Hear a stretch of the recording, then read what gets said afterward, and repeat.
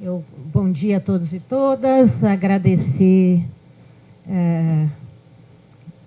o convite, né? Eu vim para um pouco conversar com vocês e tentar ressignificar a educação de jovens e adultos dentro do projeto político-pedagógico da escola a partir desse prisma da educação ao longo da vida, né? Porque a gente pode pensar inicialmente, né, a escola como esse lugar, ou mais usualmente nós temos pensado, né, na escola como um lugar de guarda, de cuidado, de desenvolvimento e de formação das novas gerações. É como nós temos visto, esse tem sido a face do prisma pelo qual a escola pública pode ser vista, que mais usualmente a gente aborda, né? E certamente a escola é isso, né? Esse lugar de guarda, de cuidado, de desenvolvimento e de formação das novas gerações, que certamente não se resume à instrução, como o Zé bem nos convidou a pensar nesse momento. Mas,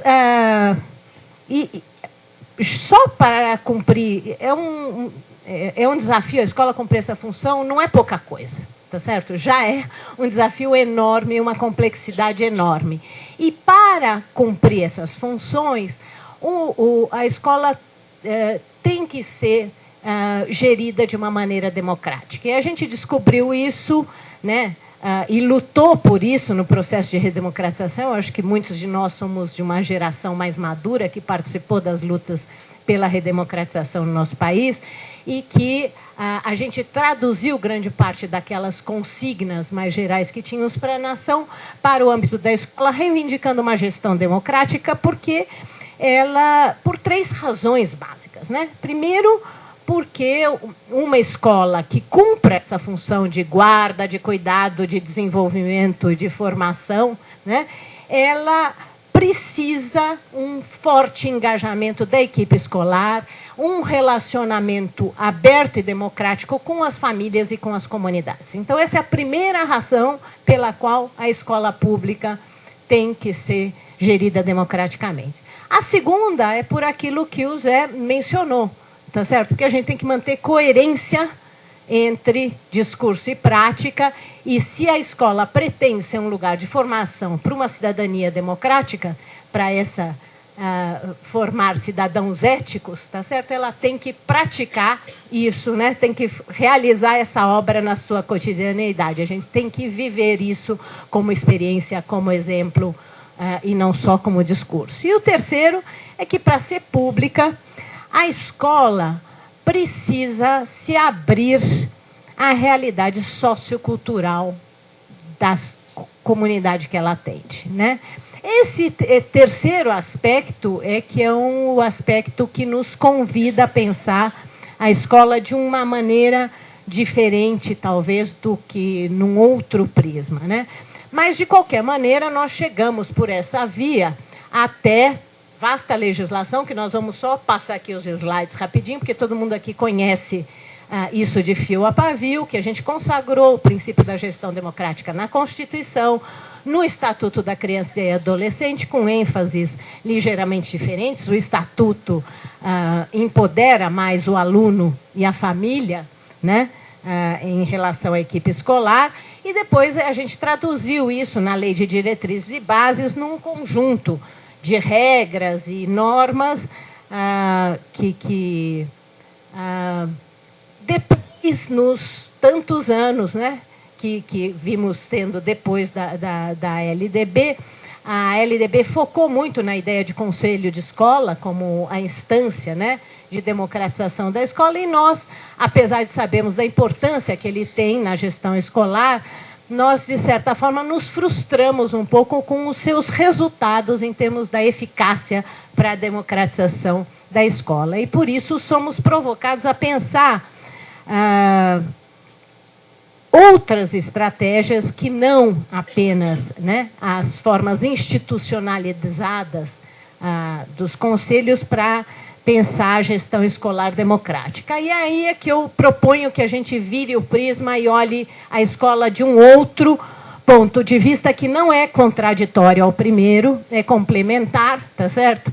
Mas que nos suscita outras questões e outros desafios que não todos aqueles que a escola como lugar de guarda, cuidado, desenvolvimento e formação já nos provoca. Que é pensar a escola também como polo cultural da comunidade, tá certo? Pensá-la como dentro do território, dos equipamentos públicos do território, dos serviços públicos do território, respondendo às demandas por direitos humanos e cidadania que a comunidade tem. E aí a escola é apenas parte de uma coisa maior, que é uma rede de serviços públicos, não é? E de dinâmicas mais amplas, né? Para pensar a escola desse jeito, eu proponho que a gente tem que pensar aí não apenas nas novas gerações, mas no ciclo da vida, né? E pensar que a escola tem que responder, né, a vários desafios que a educação ao longo da vida nos propõe. Primeiro, que a psicologia e a pedagogia, a produção de conhecimento recente, colocam enorme ênfase na educação da primeira infância, né? Mostrando que o desenvolvimento na primeira infância é fundamental para o desenvolvimento, a aprendizagem, a formação da personalidade, tudo que vem depois. Então, a importância da educação infantil, assunto sobre o qual eu acho que vocês já vêm conversando com a Maria Malta no final da semana passada, né? A segunda questão é de que já não se sustenta aquele modelo que se pensou a escola como, digamos, que se pensou o ciclo da vida como o tempo de aprender seria a infância e a adolescência. Tá certo? Esse seria o tempo apropriado de aprender, que a vida adulta seria o tempo da produção, de aplicar as aprendizagens no mundo do trabalho, e depois que a velhice seria aquele momento de repouso e fruição, financiado pela previdência pública. Bom, este modelo, né, que as sociedades do bem-estar social, do capitalismo central edificaram no pós-guerra, esse modelo, digamos, ele se desmontou com a própria crise do estado do bem-estar social, após os anos 70 e 80, né? E ele também foi profundamente questionado pela aceleração do ritmo da mudança cultural e tecnológica. Ou seja, ainda que a escola não tenha que cumprir esse papel de responder imediatamente ao mercado de trabalho, à formação de trabalhadores para o mercado, como o Zé acentuou, mas, de qualquer maneira, pensar a formação das pessoas num ciclo da vida já não responde mais à ideia de que, apesar de que seja necessário uma educação rica e alongada na infância e na juventude, tá certo? Essa educação não é suficiente para dar conta dos ritmos da mudança social, cultural e econômica, até porque a economia não vai ficar esperando as novas gerações para incorporar no processo de trabalho essas mudanças. Por isso vem se impondo, né, a questão da educação continuada ao longo da vida. Também vem se impondo noutra perspectiva, porque se esse estado do bem-estar social entrou em crise profunda, né, as sociedades impactadas pela experiência em que viver a vida adulta é um risco permanente, né? Nós temos que, nessa idade adulta, nos preparar continuamente para mobilizar as nossas forças criativas, a nossa capacidade de exercitar a solidariedade, a cooperação, a capacidade de transformação, para responder aos desafios de uma sociedade que não garante o bem-estar a partir do Estado exclusivamente, né? E isso, então, nos desafia continuamente a estarmos em formação. Então, não só para responder às exigências do mercado, mas para nos formarmos continuamente como cidadãos. E, por fim, há uma outra mudança societária em curso muito importante, para a qual eu acho que as políticas educacionais têm estado muito pouco atentas, que é a transição demográfica, que faz com que nossas sociedades sejam cada vez mais uma sociedade não de crianças e jovens, mas cada vez mais predominantemente seja uma sociedade de adultos e idosos. Não é? Nós já temos no Brasil todo uma média de população da cerca de 12% acima de 65 anos, e a mudança demográfica com a redução da natalidade, o alongamento da vida, fazem com que nós sejamos crescentemente sociedades em envelhecimento que demandam uma formação para que a velhice deixe de ser essa coisa estigmatizada e marginalizada com que os olhares que estão até hoje vigentes, e que nós sejamos convidados a pensar que uma velhice ativa, saudável, não é? E autônoma, né? Para que não se veja, inclusive, a velhice como um peso para a sociedade, para a previdência, para as famílias, mas que ela possa ser fruída de uma maneira prazerosa e como um momento pleno da cidadania e da vida, que a gente tem que pensar que isto também demanda formação, né? Até na lógica economicista, né, dos economistas, de pensar que pessoas mais educadas são capazes de se alimentar melhor, de se beneficiar mais dos programas de saúde e, portanto, custarem menos para os serviços de previdência e assistência e saúde do Estado. Até na lógica economicista faz sentido, né? Ora, se a gente tentar, então, pensar, né, o direito à aprendizagem ao longo da vida nesse ciclo completo, qualquer perspectiva de pensar a escola como parte desse processo de formação continuada ao longo da vida, implica, as abordagens sempre pensam a escola como em relação à comunidade como um todo, ao lugar e ao território. Então, eu queria pontuar brevemente com vocês duas perspectivas que têm aparecido na literatura e no debate contemporâneo que fazem essa abordagem. São complementares, eu não as vejo como contraditórias. Talvez quem seja estudioso específico veja alguma nuance mais conflitiva entre eles, eu as vejo como complementares. Então, pessoas que têm tratado, autores que têm tratado, de um lado o Ladislau Dalbor e o nosso colega lá da Faculdade de Educação e grande ativista do ensino público também, o Eli Gunning, vem enfatizando a questão da educação como fator do desenvolvimento local, né?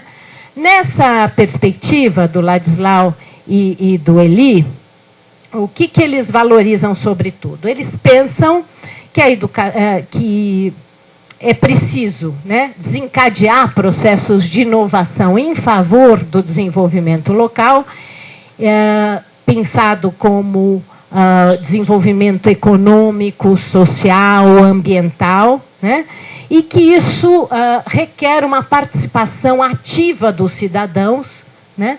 E que envolve a escola, né? Quer dizer, requer uma sociedade civil empoderada, capaz de iniciativa em diálogo e interação com o poder público, e que a escola é parte desse processo. Então, a comunidade escolar é parceira nesses processos de desenvolvimento mais amplos que se desenvolvem no território, e também pensam, de outro lado, que o território e a comunidade são fontes de conhecimento.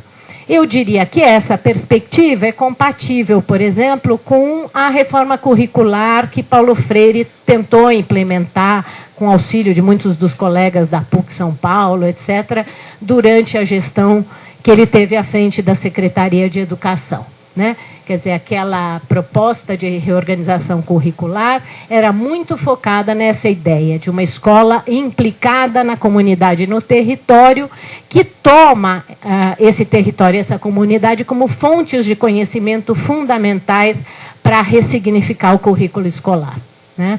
Eu não tive aqui ouvindo Alípio, mas imagino que ele ia por esse caminho também, né? Por outro lado, uma outra abordagem que eu acho complementar, que a gente vai encontrar na literatura, tem como autores importantes um grupo de pesquisadores da Universidade de Barcelona, vinculados ao CREA, um centro de pesquisa sobre desigualdade socioeconômica e educação, que tem no sociólogo Ramon Fletcher a figura mais destacada, mas envolve outras pessoas, como a Rosa Valls, entre outros, né? E também esse conceito de comunidades de aprendizagem tem outros adeptos, como a educadora equatoriana Rosa Maria Torres, que também adere a essa perspectiva, né?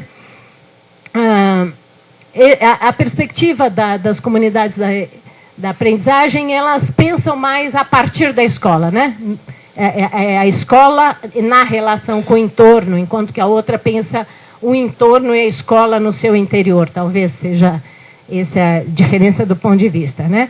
Então, em geral, as comunidades de aprendizagem são processos de inovação, de transformação, problematizados, desencadeados a partir de algum contexto problemático de desigualdade social, tá certo? Ou de discriminação étnico-racial. No caso de Barcelona, é uma cidade multicultural que recebe imigrantes do norte da África, há todo um problema de segregação socioespacial, tem a questão dos ciganos também. Então, a experiência das comunidades de aprendizagem lá tem muito a ver com a educação dos imigrantes e das dificuldades do conviver juntos na diversidade que isso traz em sociedades étnico-racialmente muito diversas, né? E aí as intervenções, elas são baseadas fundamentalmente no diálogo, na colaboração, no respeito à diversidade de perspectivas entre os sujeitos e implica que os projetos escolares que não se esgotam no ambiente intraclasse ou intramuros da escola, mas que são projetos escolares, tentam reverter essas dinâmicas negativas de fracasso escolar, de baixa expectativa de aprendizagem, ou de discriminação, ou de violência, promovendo, então, expectativas positivas e tentando colocar foco na aprendizagem a partir de uma perspectiva de uma escola democrática, participativa, né, que se permite permear pela cultura da comunidade, né? Ambas as perspectivas, né, pensam a escola como parte de uma rede de serviços públicos, de saúde, de assistência, de cultura, de esportes, de políticas de desenvolvimento, etc. E pensam que os processos de formação são intergeracionais, tá certo? Que pensam as diversas gerações em interação e, portanto, a família não é tomada como uma coisa externa, né? A qual você responsabiliza por alguma falta, como dizia aqui, mas simples, mas como um partícipe do processo de formação e também como sujeitos de formação. É dessa perspectiva que eu sugiro que a gente repense um pouco a educação de jovens e adultos. Nós temos um problema grave no nosso país. Nós estamos há 20 anos num processo de transição do paradigma do ensino supletivo, da educação compensatória, pensada como mera reposição de escolaridade não realizada numa idade que seria ideal, como diz a nossa legislação. Infelizmente, ela é contaminada por essa perspectiva compensatória, e ela diz que né, a educação de jovens e adultos é para aqueles que não estudaram na idade certa. Nós estamos em transição para essa perspectiva de educação continuada ao longo da vida, que nos convida, né? Parece que a visão compensatória parece que ficou reduzida. Quando você pergunta para as pessoas o que caracteriza a educação de jovens e adultos, na perspectiva compensatória, as pessoas só conseguem falar da aceleração. Tá certo? Não conseguem dar nenhum outro atributo pedagógico específico, tá certo? Que não seja aceleração de estudos, não é? E a gente tem que pensar um modelo que considere a necessária intersetorialidade das intervenções, que pensa formação geral, formação para o trabalho. É o mesmo sujeito que a prefeitura quer que não jogue lixo no córrego, é o mesmo sujeito que precisa ser vacinado, é o mesmo sujeito que precisa levar as crianças para vacinar, é o mesmo sujeito que tem que participar na eleição do conselho da comunidade, enfim. Pensar a educação, a formação na idade adulta de uma forma mais abrangente e intersetorial, com muita atenção à diversidade de gênero, de geração, étnico-racial e de experiências e trajetórias, porque as necessidades de aprendizagem das pessoas na vida adulta são completamente variadas, e elas só podem ser equacionadas por uma combinação muito flexível de múltiplas oportunidades de educação formal e não formal, né? Estamos com um problema na nossa rede, nas nossas redes nacionais, estadual e municipal, que é um paradoxo, né? E que esse paradoxo é de que, exatamente quando a gente pensaria que essas necessidades de formação na vida adulta estão incrementadas e que os jovens e adultos buscariam crescentemente, nós temos baixa procura por vagas, elevadíssimos índices de abandono, né?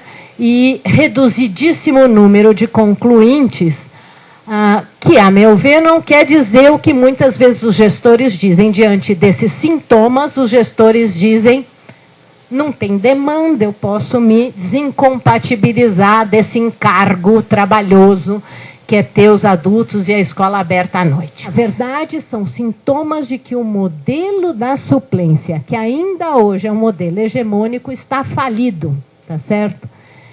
E, na verdade, tomarmos consciência de que há uma extensa demanda social que não se manifesta, que sequer se explicita, tá certo? Porque as condições que existem para ela se explicitar são inapropriadas, né? Uma, porque o poder público não convoca. Nossa chamada pública é uma falácia, é uma publicação no Diário Oficial, ou, quando muito, uma pequena faixa na fachada, cadê a Vera? Do céu, que a gente foi lá, né? Tal. Ou uma panfletagem que os professores fazem às expensas do sindicato, face ao temor de não conseguir completar a jornada dentro daquela própria escola.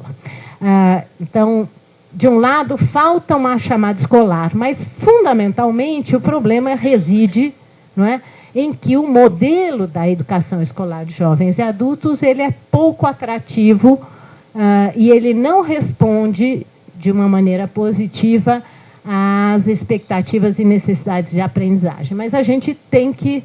E esse quadro leva, de um lado, ao desprestígio social da modalidade, né? É recíproco, né? Do sujeito que aprende e de quem interagem com ele, né? E é presente na postergação da modalidade nas políticas educacionais. Essa demanda social em São Paulo, ela é muito grande, a gente tem que tomar consciência, ela é assustadora, porque ela é maior do que a nossa capacidade de atender, né? Mas ela não deve nos paralisar. Inclusive, o Antônio está aí, não sei, o pessoal do planejamento não precisa ficar apavorado, não virão todos os 2,5 milhões de pessoas de baixa escolaridade bater as portas das escolas e, digamos, estourar a nossa capacidade de atendimento. Muito ao contrário, nós precisamos trabalhar muito para mobilizar, para sensibilizar, para motivar as pessoas para retornarem aos estudos. Isso, a experiência internacional mostra isso. A Inglaterra tem que fazer esforço, Portugal tem que fazer esforço, nos Estados Unidos tem que fazer muito esforço para motivar os adultos a voltarem aos estudos. Mas a gente precisa tomar consciência de que essa demanda existe. Se ela não está se manifestando, é porque nós não estamos dando condições para ela se expressar. Nós temos, na cidade de São Paulo, 250 mil analfabetos absolutos contados no censo escolar. Pessoas que declaram ao recenseador que não sabem ler e escrever um bilhete simples. Em termos percentuais, é residual, considerando a população como um todo, mas em termos de contingente, é um contingente significativo. Evidentemente, são pessoas mais idosas e que vivem em situações de exclusão extrema e que, portanto, não basta uma abordagem escolar, tá certo? A resposta tem que ser mais intersetorial. E temos nada mais, nada menos que 2.700.000 pessoas com ensino fundamental incompleto nesta cidade, que você não anda 2 quarteirões sem ter uma escola. Então, são 2.700.000 pessoas com baixa escolaridade ao lado das nossas escolas, dentro das nossas escolas, limpando o banheiro onde a gente foi agora, tá certo? Aqui dentro desta instituição. Então, porque o nosso sistema como um todo só está cobrindo 2,3% disso. Mostra o slide, tem alguns dados só para mostrar. Esse é o dado de analfabetismo. Vocês vejam, é muito maior o grupo acima dos 40 e dos 60 anos, mas há um número não desprezível bastante jovem e em idade economicamente ativa. Esses são os analfabetos absolutos. Aí temos as pessoas com 15 anos ou mais que não concluíram o ensino fundamental, aqui em números percentuais. Vejam, 26% na faixa de 15 a 19 anos, 17% na faixa de 20 a 29, 26% na faixa de 30 a 39, 34% na faixa de 40 a 49, 40% na de 50 a 59 e 57% na 60 anos ou mais. Em números absolutos, isso é um assombro, tá certo? A linha vermelha é o pessoal que completou o fundamental, mas não o médio. É a demanda do que seria a educação de jovens e adultos para o ensino médio, para o Estado, né? Que é bastante numerosa, tá? No entanto, a grande demanda é por ensino fundamental, que é corresponsabilidade do Estado do município, e nós temos um número muito grande na faixa de 15 a 19 anos. Esse grupo, possivelmente, ainda está na escola regular, com defasagem na relação idade-série, né? Cai no grupo de 20 a 24 anos, volta a crescer, volta a crescer em ritmo exponencial aqui, na faixa 25 a 29 anos. Veja, esse é um grupo muito numeroso e muito jovem. São os pais das nossas crianças da educação infantil, tá certo? É um grupo muito numeroso que está em idade produtiva e que tem dificuldade de se engajar na escola porque tem responsabilidades familiares com as proles, tá certo? E de trabalho. Depois estabiliza um pouco na faixa de 30 até 49 anos e volta a crescer enormemente após os 50 anos. Isso aqui é que dá o tal dos 2.700.000. Eu somei aqui os números, deu os 2.700.000 que assinalei, né? E aí está a nossa matrícula despencando a olhos vistos, tá certo? Ano a ano, e a gestão fechando turmas, nucleando as escolas, né? E fazendo a matrícula centralizada, colocando a oferta longe da residência das pessoas, etc., com uma resposta um pouco regressiva. Então, eu trouxe esses dados para a gente pensar, né? Esses são os dados mostrando a responsabilidade do ensino fundamental. A rede estadual, embora pela lei seja corresponsável pela oferta, vem se eximindo dessa oferta. empurrando toda a responsabilidade para o município, e o município com uma oferta abaixo de 60 mil, tá certo? Que é muito pequena e declinante. No ensino médio, o Estado na faixa das 65 mil matrículas, ou seja, a cidade de São Paulo toda, aí não está incluído o MOVA, tá? O Movimento de Alfabetização, que não é contabilizado no censo escolar, mas cuja oferta, embora contribua por aí, ele não é contabilizado e nem mudaria esse cenário de uma maneira substantiva, né? Então, basicamente, é isso a provocação que eu vim fazer, que a gente tente pensar a educação de jovens e adultos não a partir de um lugar marginal, né? E de uma ótica meramente compensatória, mas que a gente tente pensar como uma escola que é um centro dinâmico de cultura da sua comunidade pode promover o desenvolvimento cultural de todos, tentando inverter esse raciocínio tosco que, de certa forma, virou um lugar comum, que fala, não, nós temos que priorizar as novas gerações, aquele discurso do ex-ministro Paulo Renato, já falecido, que falava de fechar a torneira, né?